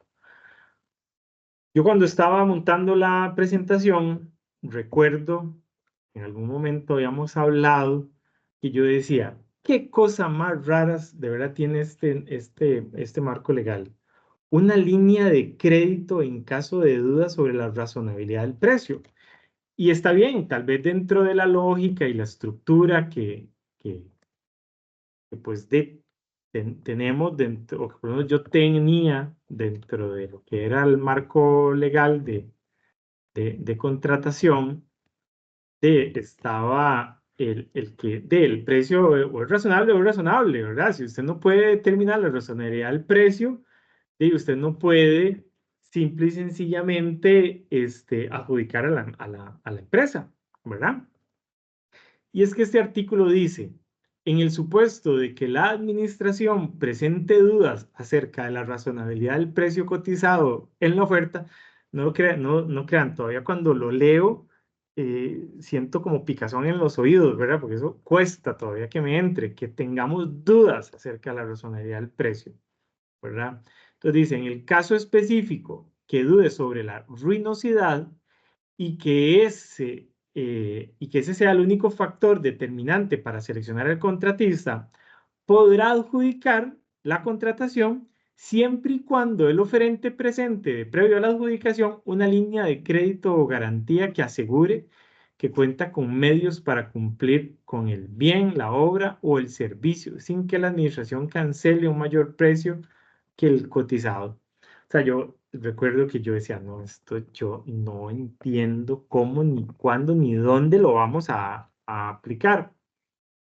Hace unas semanas, para un caso específico de aquí de la universidad, al final no lo aplicamos, pero bueno, fue parte, digamos, de los elementos que analizamos, razonamos y valoramos en una licitación de como una posibilidad para, digamos, hacer, digamos, la adjudicación de una oferta. Era para un caso, digamos, de OEPI, para unos diseños estaban contratando los diseños para unos edificios para que cumpla con toda la normativa de bomberos que se exige ahora. Y del precio de la oferta, pensábamos dentro de las reuniones y discusiones que tuvimos inicialmente que podía haber una ruinosidad ahí, que era un precio, digamos, un poquito bajo de lo que tal vez pensamos que podía ser. Y bueno, hasta valoramos y vemos la posibilidad de solicitar esta línea de crédito. Luego ya tuvimos ahí una reunión con la empresa, pues para entender y explicar bien, por cuanto también estos son servicios totalmente nuevos que antes no habíamos contratado. Y bueno, pero bueno, al final decíamos, bueno, esa es una alternativa que tenemos en ese caso específico y puntual para rescatar, digamos, el proceso de contratación y poder hacer, digamos, la adjudicación. Entonces, no está del todo, esto ya lo vimos, no está del todo descabellado el tema, digamos, de ese artículo en, en la normativa. Bueno, en términos, digamos, de precios unitarios y totales, aquí, digamos, tal vez la única observación relevante para efectos de lo que es el pliego de condiciones es lo que se plantea ahí en el segundo párrafo, que la administración deberá advertir en el pliego de condiciones que se reserva la posibilidad de adjudicación parcial de una línea. En caso que no hubiere sido advertido, la administración consultará al oferente si acepta la adjudicación de una menor cantidad manteniendo el precio unitario.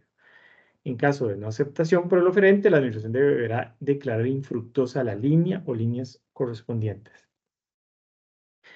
Esto, digamos, tal vez no es muy usual, no es muy frecuente que adjudiquemos parcialmente, a excepción cuando estamos comprando microscopios, que es como el caso que siempre se me viene a la mente, que yo creo que en casi todas las licitaciones de compra de esos equipos, alguna de las líneas nos ocurre esa situación, donde hay un usuario que considera que la oferta que está en primer lugar no cumple, pero a otro usuario, por el uso que le va a dar, para él sí cumple. Entonces ahí tenemos que hacer una adjudicación parcial, digamos, a dos ofertas, donde a una declaro que el oferente no cumple para unos, pero para otros sí, le adjudico parcialmente y entonces en caso contrario igual la línea 2.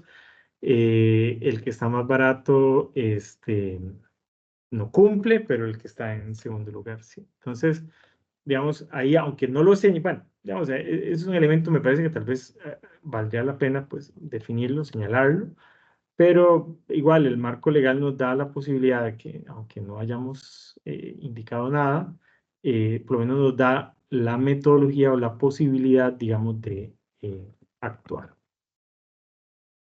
Aquí, como hemos venido señalando en las dos últimas sesiones, la posibilidad que tiene el marco legal de hacer, digamos, un reajuste de precios o el concepto, digamos, que señala que es ese derecho que tiene el contratista a ese mantenimiento del equilibrio económico del contrato para lo que son los costos directos o indirectos, ¿verdad? Siempre, como explicábamos la vez pasada, con el objetivo de que el proveedor pueda hacerle frente a las contrataciones, a la contratación que tenga, cuando existen, digamos, variaciones en el mercado, en los precios, ya sea pues, por fluctuaciones como tal de bienes, o digamos, en el caso de contrataciones de servicios, de cuando incluso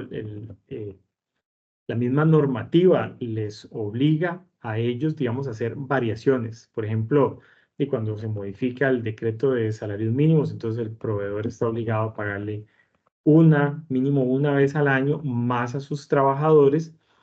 O por ejemplo, cuando la caja varía los porcentajes de cotización, digamos, de los patronos del IBM o del SEM.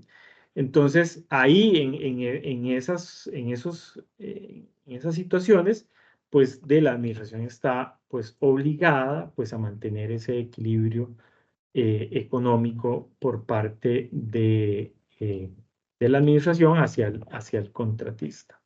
Esto no nos vamos a detener mucho, ya estos son elementos que Randall pues ahí nos va a compartir. Aquí el tema es, digamos, la obligatoriedad que tenemos de incorporarlo, digamos, en el pliego de condiciones.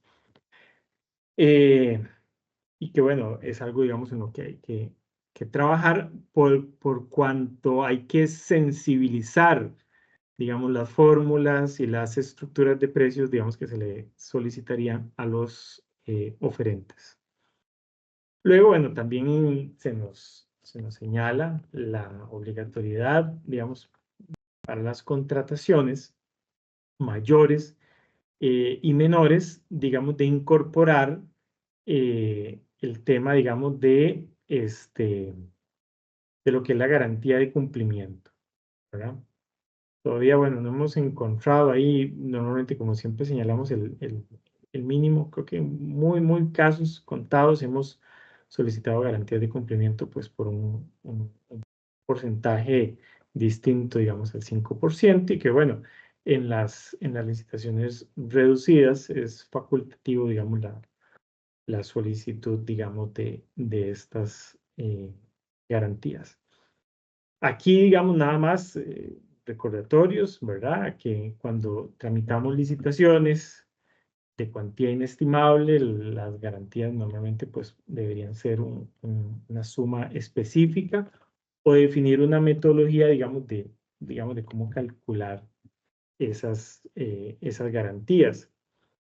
Y aquí un detalle importante, ¿verdad? Si el objeto contractual aumenta o disminuye, recuerden que el marco legal nos da la posibilidad, digamos, de hacer una modificación, digamos, al contrato. Entonces, si ese contrato aumenta o disminuye, la administración está obligada a solicitarle, digamos, al contratista el ajuste, digamos, de esa garantía.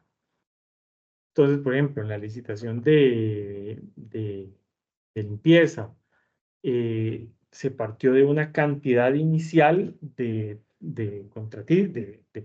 trabajadores, tiempos completos, pero a lo largo, digamos, de la ejecución del contrato, como es un contrato por demanda, se ha venido, digamos, ahí aumentando. Entonces, hay que nuevamente verificar y revisar, digamos, el ajuste de lo que es las garantías. Luego tenemos igual, sin entrar en mucho detalle, porque esto es un tema, digamos, que Randa luego va a desarrollar ampliamente, todo lo que es el tema de las sanciones económicas, lo que conocemos como multas y cláusulas penales. Recuerden que la cláusula penal es una sanción económica que se le aplica al contratista cuando él se atrasa en lo que es la entrega de los bienes. Y luego las multas es un elemento, digamos, que nosotros tipificamos, una conducta o un acto, digamos, que comete el contratista durante, digamos, la ejecución de un contrato. Por ejemplo, una multa en un servicio de vigilancia es que el oficial de seguridad no porte con el carnet de portación de armas, por poner un ejemplo. No recuerdo si esa es una de las multas que definen el contrato, pero es una conducta o es un acto específico que se da o que se materializaría, digamos, durante la ejecución de un contrato. Cláusula penal es un atraso en la entrega y la multa es, digamos, una conducta que se da por parte del contratista en la ejecución de un contrato. Para ambos casos, y ese ha sido, digamos, un reto. De hecho, ayer tuvimos una enriquecedora discusión que tenemos que continuarla. Es el tema, digamos, de los criterios de razonabilidad y proporcionalidad. O sea, tenemos que señalar y definir muy bien, justificar, razonar desde el pliego de condiciones, porque es que, o cuáles son los montos o los porcentajes que vamos a, digamos, eventualmente cobrarle a la empresa, al contratista, digamos, cuando se den estas dos condiciones. Entonces, ahí es importante revisar. No todas las contrataciones deberían tener cláusula penal, no todas las contrataciones deberían tener multas, porque también hemos caído, digamos, en el escenario donde llenamos un formulario, lo señalamos, ponemos un porcentaje, pero no necesariamente, digamos, todo, digamos, debería tener esa aplicación, ¿verdad? De esas multas y esas cláusulas penales. Eso, digamos, ya, Randall, digamos, ahí lo vamos a ver, y eso, como les digo, es un tema que nos hemos estado cuestionando, si todas las contrataciones deberían tener estos elementos, porque no es un asunto que sea obligatorio establecerlo en el pliego. El reglamento lo que señala es que podremos establecerlo. Entonces, ahí también, dado que hemos tenido dificultades para justificar ese criterio de razonabilidad y proporcionalidad, porque a veces queremos cobrarle, por ejemplo, en un plazo, vean este ejemplo, en un plazo de entrega le voy a dar a la empresa 90 días hábiles para que me entregue el bien, pero quiero cobrarle un 5% de cada día hábil de atraso de cláusula penal. Entonces, en 5 días hábiles agoté el porcentaje máximo que tengo de posibilidad para cobrar por concepto de cláusula penal. Pero esos 5 días en torno a la cantidad de días que él tiene no es tal vez proporcional, ¿verdad? Entonces, y esto suele ser cláusulas que objetan los diferentes proveedores. Entonces, al no tener suficientes criterios para poder justificar y defender esos porcentajes o esos montos, basándose en los criterios que ya hay infinidad de resoluciones, que Randall ahí nos va a contar, digamos, sobre estos temas de razonabilidad y proporcionalidad. Entonces, a veces es cuestionarnos cuáles son los casos en los que efectivamente deberíamos aplicar estos temas de multas y cláusulas penales. Bueno, la normativa también nos da la posibilidad de hacer modificaciones, prórrogas y aclaraciones en los pliegos de condiciones. El problema es que ahora, bueno, la ley lo que busca es que los trámites de contratación sean cada vez más eficientes. Lo que pasa es que a veces en el transcurso de la contratación, pues a veces se dan situaciones de que van un poco en contra de lo que señala el marco legal. Y entonces dice, la administración dispondrá únicamente de 2 oportunidades para modificar de oficio el pliego de condiciones o para prorrogar el plazo de recepción de oferta. Entonces, de ahí hay que tener muchísimo cuidado, digamos, sobre todo cuando tenemos recursos de objeción. Entonces, a veces decimos, bueno, lo voy a prorrogar 3 días. No, no, no. Ahí hay que ver cuál es la cantidad de días adecuada y más con los plazos que lamentablemente estamos durando en la respuesta, digamos, de los recursos, producto, digamos, del volumen también de recursos que se nos han presentado. Entonces dicen, cada modificación podrá variarse todas aquellas cláusulas que así lo ameriten. En caso que la administración decida una modificación o prórroga adicional a las 2 ocasiones indicadas en el párrafo anterior, no se invalidará el concurso, pero se deberá iniciar por parte del máximo jerarca o quien éste delegue la realización de una investigación preliminar o el procedimiento disciplinario correspondiente a efectos de determinar la existencia de una eventual responsabilidad por parte de los funcionarios a cargo de la tramitación del procedimiento. Entonces, lamentablemente estamos ante situaciones, digamos, ¿verdad? Cuando uno publica un pliego, todo lo que ocurra hacia adelante no lo sabemos. Y a veces los usuarios se enfrentan a tener que responder recursos de objeción al pliego y a veces eso tiene, digamos, eso va a tener un desenlace que a veces no sabemos. Y entonces, hay que tener mucho cuidado con esas prórrogas al plazo, digamos, de recepción, porque hemos dado plazos relativamente cortos que no necesariamente se están ajustando, pues lamentablemente a la realidad, digamos, que como institución tenemos, o que el sector público tiene en general, porque cuando, digamos, en las reuniones de CONARE que tenemos, pues las otras universidades pues plantean exactamente lo mismo, de que están inundados de recursos de objeción. Entonces ahí es importante considerar esos plazos. Y aquí, pues es importante pues considerar los plazos. La próxima sesión vamos a ver y retomar ahí el tema de entender un poquito más o las implicaciones que tiene esta lámina. No es lo mismo una aclaración a una modificación. Y no es lo mismo una modificación esencial a una modificación no esencial.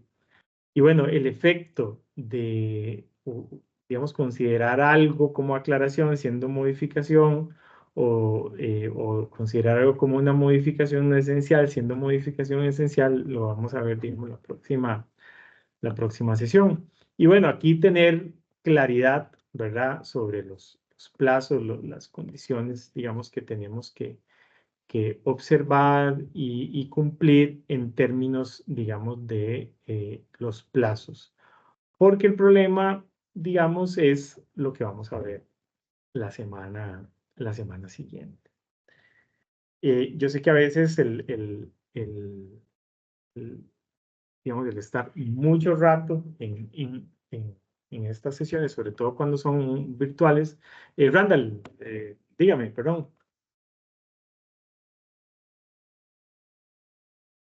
No he levantado la mano. Yo, perdón, en mi compu vi que la tenías ahí levantada, perdón. Bueno, yo tenía, esta era digamos, lo que tenía preparado para la sesión de hoy.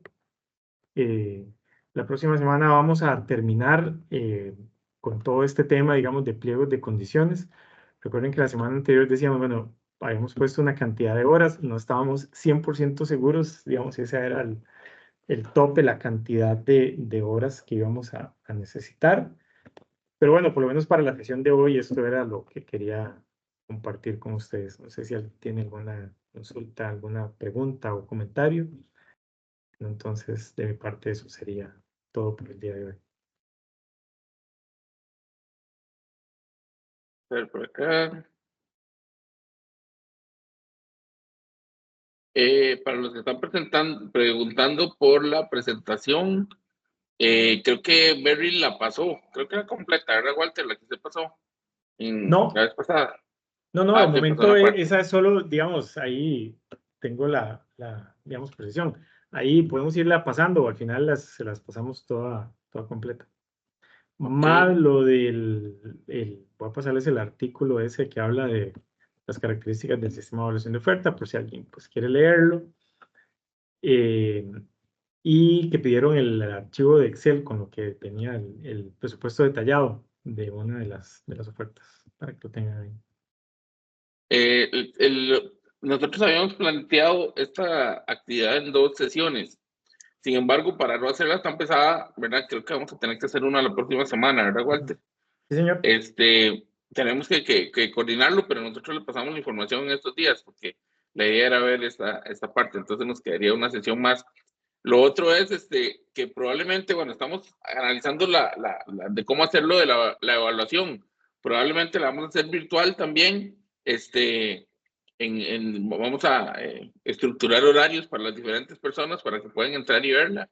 Pero eventualmente les vamos a ir diciendo, todavía no hemos planteado, pero muy probable que no sea en el mismo horario de la charla, sino para que ustedes se puedan acomodar ahí en la mejor forma que les parezca. Lo que sí es que va a tener probablemente un horizonte de tiempo, el periodo para que puedan hacer la evaluación y sobre los temas que hemos visto en esto. Por otro lado, antes también que no se les olvide, en el chat está la lista de asistencia para que se metan y puedan realizar el registro correspondiente, ¿verdad? De la sesión de hoy. Vamos a ver, tengo... Beryl, me pasaste 2 en el chat, ¿es la misma? Sí, yo creo que es la misma, ¿verdad? Si no me equivoco. Sí, es la misma, es la misma. Es la misma. Ok, perfecto. Entonces ahí en el chat para los que puedan ir ingresando y llenar el registro de la asistencia de la actividad de hoy. Y yo no sé si hay alguien más con alguna pregunta. Vamos a ver aquí. No parece que haya nadie más con una pregunta.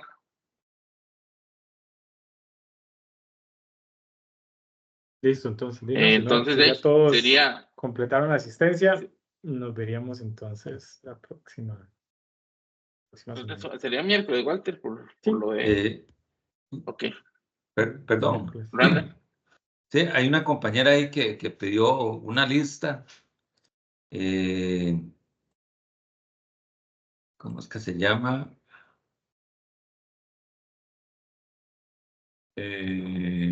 Vamos a ver que yo le... No, una lista de... Melissa Jiménez. Que si tenemos una lista de los términos y las definiciones de la contratación que se le pueda facilitar, subsane, apelación, etcétera. Pero yo creo que eso casi que sería como referirse a la misma ley, el reglamento, ¿verdad? Sí. Sí. Yo les pasé por medio de Beryl, creo que en el chat, no sé, ¿verdad? O en correo, por ahí vi que Beryl lo puso en algún lado. Se había puesto la ley, el reglamento y la presentación. Entonces, para que ustedes la busquen, creo que ahí les habíamos pasado, creo que ahí viene estructurado. Sí, ¿sabe qué? Voy a tomar nota. Ahí tal vez podríamos buscar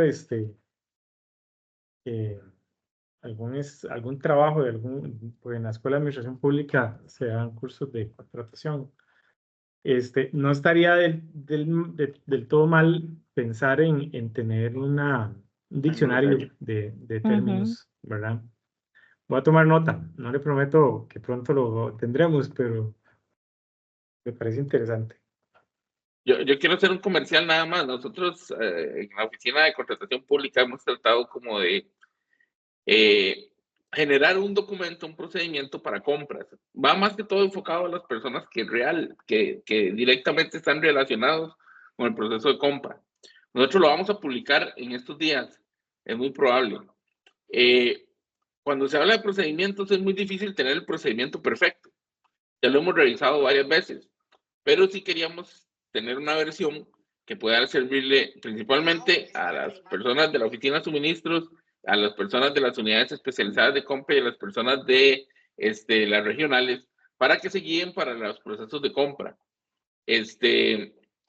Entonces, muy probablemente que en el transcurso de esta semana, máximo la otra, saquemos una primera versión, que siempre se le puede ir arreglando cosas, tanto de redacción como de cosas que no hayan quedado claras.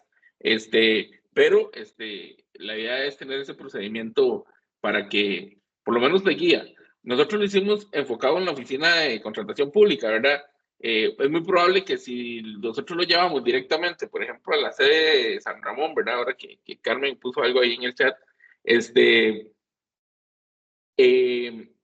no, digamos, no está exactamente como nosotros lo hacemos, ¿verdad? Porque nosotros tenemos a alguien que hace las inclusiones en el catálogo, otros que hacen los analistas que hacen la contratación propiamente, hay una gente encargada del trámite de pago que las sedes y las regionales no la tienen, pero como guía puede ir sirviéndoles bastante. Entonces eso es parte de lo que hemos querido como desarrollar tanto para nosotros como para la gente involucrada en los procesos de compra.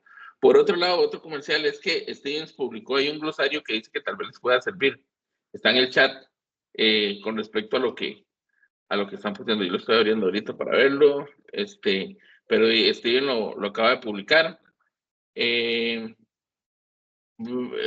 que no se puede visualizar la lista de asistencia. Alguien puso ahí, tal vez es importante que se fijen a ver si se lo está abriendo en alguna otra ventana, ¿verdad? Porque, digamos, yo ya lo probé y me lo abre en una ventana diferente a la que tengo abierta, ¿verdad? Y con la elaboración, claro, la idea también es que si alguien dice, mira, eso hay que variarlo o hay que hacer un procedimiento para cada una de las sedes o unidades de compra, también la podemos ir levantando y nosotros los podemos ir apoyando. Eso es por un comentario que me está poniendo Carmen Orozco en el chat.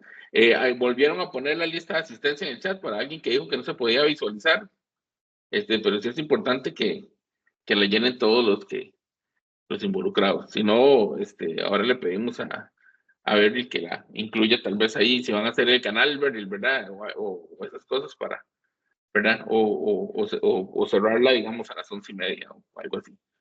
Entonces, yo creo que no tenemos nadie más ahorita en eso, entonces sería el final ya de esta charla. Nos veríamos la próxima semana. Muchas gracias más bien a Walter, ¿verdad? Por el tiempo, por el espacio y por la muy buena exposición que nos ha regalado el día de hoy.